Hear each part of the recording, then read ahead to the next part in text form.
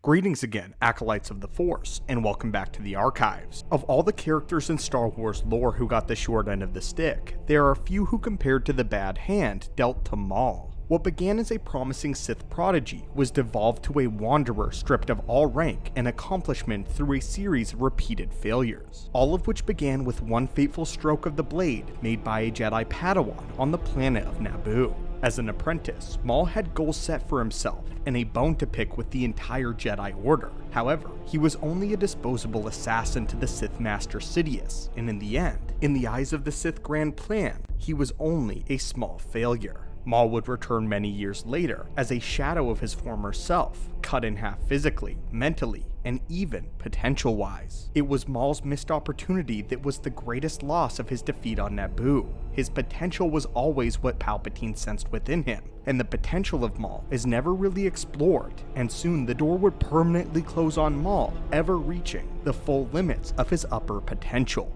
But today, my friends, this is actually what we will be opening in today's holocron, as we are going to ask the question of what would Maul's potential be if he were never cut in half. Using some simple metrics from canon, we will be power scaling Maul's true potential, and what we have found may end up shocking some of you. It certainly shocked us. So without further postponement, let's begin with a full potential Darth Maul. We can already say that Maul was destined to be much more than what he became. As the offspring of Mother Talzin, he was already born with a mighty well of power hidden deep within.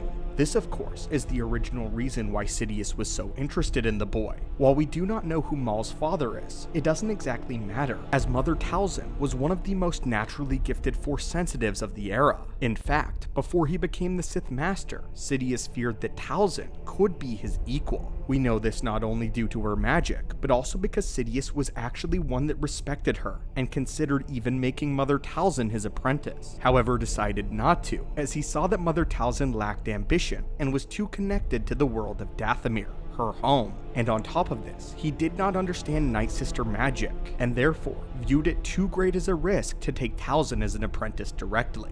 Because of this though, he took her young and impressionable son, who had her same potential, and trained him as a dark side adept. Needless to say, just about every one of Talzin's feats can be tracked onto Maul's potential, in terms of power scaling of course, which only makes sense, as otherwise Palpatine wouldn't have been interested enough in Maul to double-cross Talzin. When talking about potential, they can vary wildly. However, thanks to George Lucas, we do have a system that can actually provide a numerical measurement for individual characters' potentials in the Force. This is the not-so-secret benefit of Midichlorians and Midichlorian counts. A long misunderstood and even disliked concept, Midichlorians are the microscopic beings that inhabit the cells of every living thing in the Star Wars mythos. They serve as the conduits of the Force that transform the invisible energy of the cosmic Force into the physical realm known as the living Force. The Midichlorians are not the Force itself, but rather the gateways by which the Force is utilized through living beings. As a word picture, think of the barrier between the cosmic and the physical realm as like a dam, the Force itself as water, and the Midichlorians as floodgates. As we know, Force sensitives are those who are rare living beings which happen to have an unusual surplus of Midichlorians within their bodies and cells, which in turn allows them to sense and even manipulate the energies of the Force. It has been somewhat misconstrued to say that those who have more Midichlorians have far more power than those with lesser. This is only half true. Midichlorians are actually not representative of one's power, but actually one's potential of power. Going back to our analogy of the dam, one with the floodgates is simply going to produce more water in a shorter amount of time than a dam with less floodgates. It's the same amount of water, but one dam has the use of more effort or more time than the other to produce it. Transfer that analogy to how Force sensitives work, and you can now see how Force potential works. It is simply how much in how short of a period of time one can reach their maximum output of power. The reason we explain this is so that we can establish what it truly means when one loses Midichlorians through a loss of a body part and how this affects their overall potential. Thus, will help us later calculate Maul and what it was like for him to be cut in half literally.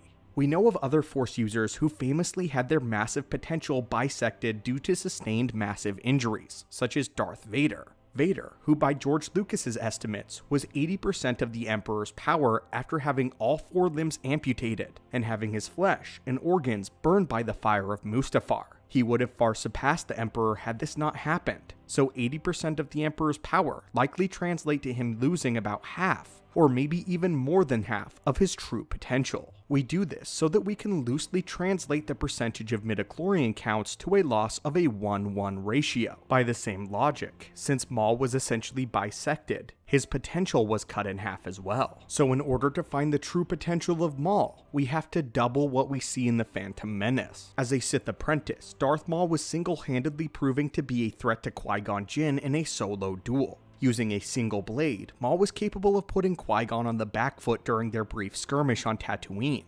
ultimately leaving the Jedi Master extremely fatigued and even frightened.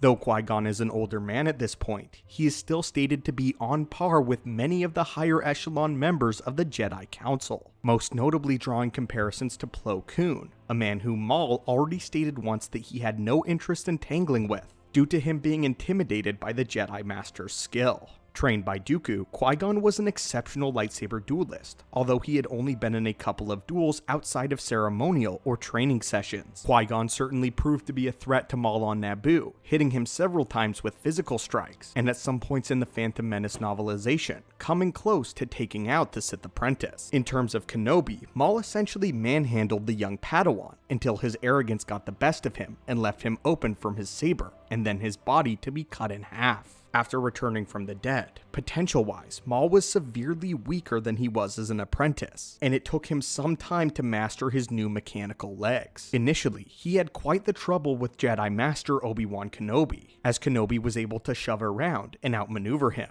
with the only thing that Maul had to play on in this moment was Kenobi's emotions and hatred towards the fallen apprentice. By the conclusion of the Clone Wars, Maul had actually quite incredibly reached and surpassed his power from when he was an apprentice, but is still nowhere close to what he could have been. He was nearly defeated by Ahsoka due to her outplaying him towards the end of their duel, and that was a matter of battle intelligence rather than actual skill. Maul was also able to dismantle a group of clones while tearing a hallway apart using nothing but the Force, and even aided in the destruction of the Venator-class starship. But how do we use this information to calculate his current power? The best way to do this is to view the final fight between Obi-Wan, Maul, and Savage following the trap set by the brothers, and the death of Jedi Master Adi Gallia. In this duel, we see a few things. We see that Obi-Wan is targeting the weaker Savage using 2 lightsabers in the Jar Kai form. In the duel, we get to see the peak of Obi-Wan's skill and power with the blade, as he ended up stunning Maul and severing the arm of Savage at the shoulder. After seeing Savage's strength, and having watched Obi-Wan try and fail to face the brother together before, we can honestly say that Obi-Wan was using the peak of his ability with the blade during this fight. Upon seeing his brother injured though, this is the important part. Maul gets something of a rage boost, feeling the true powers of the dark side course through his veins, and hurls Obi-Wan backwards with the Force, breaking the Jedi Master's Force shield and sending him flying the way that Yoda did to Sidious. This moment is vital to properly power scale Maul, because the following timeline of events, this happened later in the Clone Wars, and only a few months prior to the events of Revenge of the Sith, where Obi-Wan would have been considered at full power. Obi-Wan, who even matched the power of the Chosen One in a Force push on Mustafar. The strength of a Jedi's Force shield is directly representative of their strength in the Force overall. If Maul was able to rip through Obi-Wan's, whose Force power was able to contend with Vader's on Mustafar, that indeed places Maul's current strength in the Force to approaching some of the most naturally gifted Force sensitives in the galaxy, including Dooku and Anakin Skywalker. What we found here is absolutely insane. Using Anakin Skywalker's Force push as a rubric, we can estimate that a full potential Darth Maul could be around the power of Anakin Skywalker or a pre-suit Vader, meaning his potential outclasses the likes of Mace Windu and maybe even Yoda. Now I want to make something absolutely clear here. When we speak of Vader without a suit, we are only speaking in the hypothetical sense of if Anakin didn't lose his limbs on Mustafar. To be clear, I am not comparing Maul to a full potential Anakin. What we are referencing is if Vader didn't lose his limbs or burn and continued to grow in power until around the time of A New Hope, Anakin's potential far surpasses that of Maul. But what's even more insane with this, using doubling the power of Maul from the Clone Wars, and at the boy's absolute strongest, he certainly is a contender against Sidious. Not an outright winner, but with half of his potential he was able to break the Force shield of Obi-Wan Kenobi, and is certainly as skilled as many members of the Jedi Council. This actually lines up with what we know about Mother Talzin's powers, to be as she was likely around a little less than Palpatine himself, and Maul would likely even surpass his mother. All is this to say that Maul had not gotten cut in half on Tatooine, and if he continued to study diligently in the ways of the Dark Lords, he would have gone down in history as one of the greatest Sith Lords in the Baneite era, comparable to Sith such as Darth Malak, Darth Sion, and even maybe Darth Bane. If he could continue to train, learn all he could from Sidious, and then escape before he was killed by his jealous master, he could have returned and learned sorcery from Talzin and become an exceptionally powerful Sith Lord like Exar Kun. In fact, using the magical knowledge of the Night Sisters mixed in with his Sith training, Maul likely would have pioneered the subclass of a Sith Warlock, becoming maybe even the first of his kind. Then, Maul would truly have become a rival. Despite Maul being cut in half what it was, it may seem as though we are highballing Maul's potential the slightest bit. But when looking at the facts, it shouldn't be understated how powerful the young Zabrak could have become. Though he seems wildly powerful here, we are pretty confident in all our calculations, and are quite sure of the placement of Maul's true potential. Again, keep in mind that this is the ultimate potential of one Darth Maul. But of course, we need to know what you all think. Do you agree with all of our reasoning, or do you think we missed the mark here? Let us know in the comments down below, and as always, may the Force be with you, and have a great day.